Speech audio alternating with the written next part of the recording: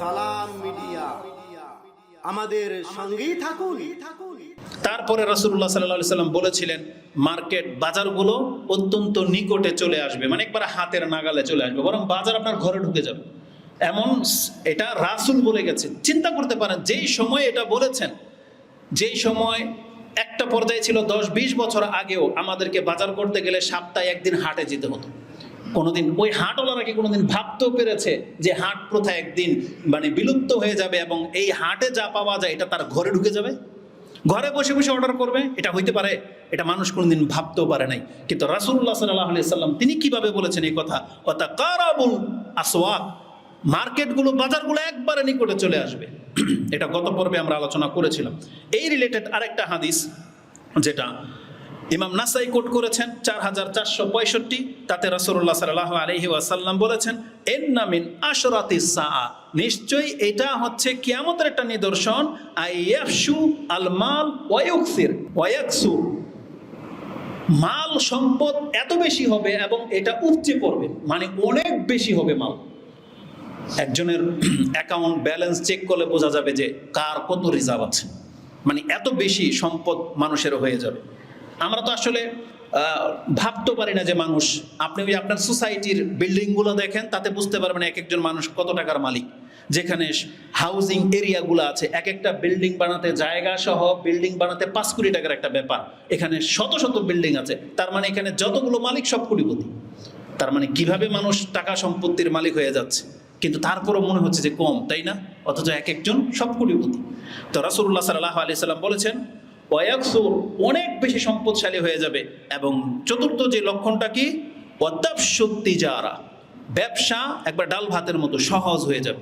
যেই বিজনেসের জন্য মক্কা বা মদিনা থেকে সিরিয়াতে হিজরত করতে হয়েছিল, সফর করতে হয়েছিল, সেই বিজনেস আপনাকে সফর করতে হয় না, বরং চায়না আমেরিকা থেকে ইনপুট করতে পারবে শুধু একটা ক্লিকে।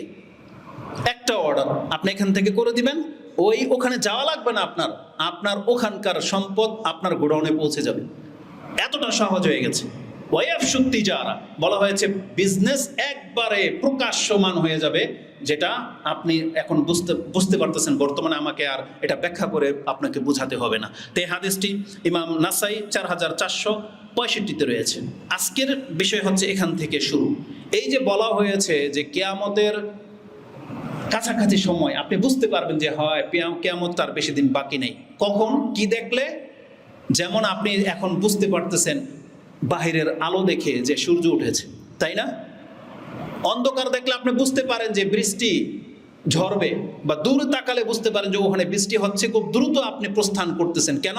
কিছুক্ষণের মধ্যেই বৃষ্টি চলে আসবে। তাহলে লক্ষণ দেখে যখন কিছুর মেজর করা যায়, তখন আল্লাহ সুবহানাহু ওয়া তাআলা এই নিদর্শনগুলো রেখেছে যে বান্দা তোমার চোখের সামনে যখন এগুলো ঘটবে, তুমি আর দেরি করো না, তুমি যা গুছানোর গুছায় নাও, কারণ কিয়ামত কিন্তু তোমার ধার প্রান্তে।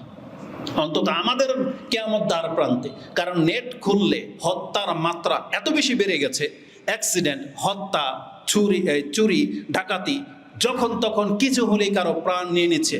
আজ থেকে তো 6 মাসও হয় নাই সেই বক্তব্য করেছি যে রাসূলুল্লাহ সাল্লাল্লাহু আলাইহি সাল্লাম বলেছেন ওয়ায়ুকসিরুল হারাজ। বলছে হারাজ কি ইয়া রাসূলুল্লাহ? বলছে আল কতল, হত্যা বেড়ে যাবে। 6 মাসও হয় নাই, এই যে চলমান 1 বছর হয়েছে হয়তো, যখন থেকে যে এই রাষ্ট্র পরিবর্তন ঘটনা ঘটতেছে, তখনই কিন্তু এই বিষয়গুলো আমাদের আলোচনার বিষয় ছিল যে হত্যা বেড়ে যাবে, আর মুসলিমকে এভাবে হত্যা করতেছে।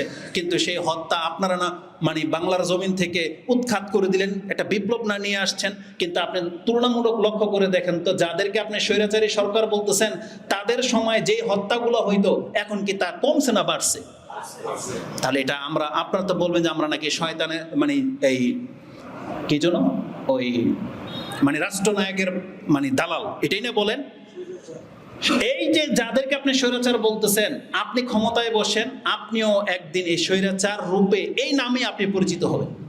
কারণ বাংলাদেশের গণতান্ত্রিক সিস্টেমটাই এটা, যেই ওখানে যাবে স্বৈরাচার ছাড়া কোনোদিন এই চেয়ারের কেউ আশা করতে পারে না। আর আপনি জেনে নেন, যারা এটার পক্ষে লড়ে, যারা এটার পক্ষে কাজ করতেছে, কোনো ভালো মানুষ কোনোদিন ইলেকশন করতে পারে না, এটা জেনে নেন এই সিস্টেম। তার মানে যে চেহারাটা আপনি দেখতে পাবেন আপনি জেনে নেন, নিঃসন্দেহে তার ব্যাকগ্রাউন্ড চেক করা ছাড়াই আমি আপনাকে বলতেছি, কোনো ভালো মানুষ কোনোদিন ক্ষমতা পাওয়ার জন্য চাইতেই পারে না, লড়াই করবে দূরের কথা। যেখানে রাসূল বলেছেন যারা চায় তাদেরকে আমরা ক্ষমতা দেই না, আর আপনি ক্যান্ডিডেট হয়ে বসে আছেন, মানে কি? আপনি ধর্মই বোঝেন নাই। তো কথা হচ্ছে যে ব্যবসা এমনভাবে ছেয়ে যাবে, ও দুইবার কথাটা বলতে গিয়ে বারবার ঘুরে গেছি, যে আচরণটা আজকে আমাদের এই সরকারের পক্ষে মানে ক্ষেত্রে, আপনিও ক্ষমতায় বসলে